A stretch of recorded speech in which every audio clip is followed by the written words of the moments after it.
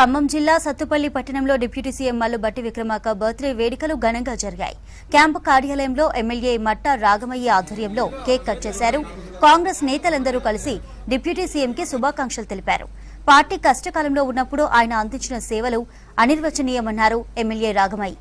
Party శ్రేయస్సు కోసం అహర్నిశలు కృషి చేశారన్నారు.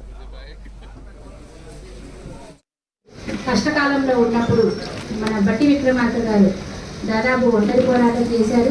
ఎన్ని ప్రలోభాలు ఎన్ని ఒత్తిళ్లు ఎదురైనా కూడా ఆయన లొంగకుండా మన ప్రతిపక్ష నాయకుడిగా తన సమర్థవంతంగా నిర్వహించి, అలాగే మరి పాదయాత్ర తెలంగాణ రాష్ట్రం అంతా పాదయాత్ర నిర్వహించి కాంగ్రెస్ భావజాలాన్ని కాంగ్రెస్ మేనిఫెస్టోని ప్రజల్లోకి బలంగా తీసుకెళ్లి కాంగ్రెస్ ప్రభుత్వం ఏర్పడడంలో ముఖ్య పాత్ర వహించారు.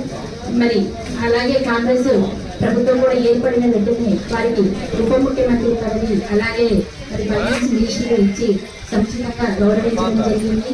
ఎందుకంటే కాంగ్రెస్ పార్టీని నిలబడడంలో ఆయన ముఖ్య పాత్ర పోషించారు కనుక మరి వారికి ఇదే విధంగా మరెన్నో ఘటనలో పుట్టినరోజులు జరుపుకోవాలి.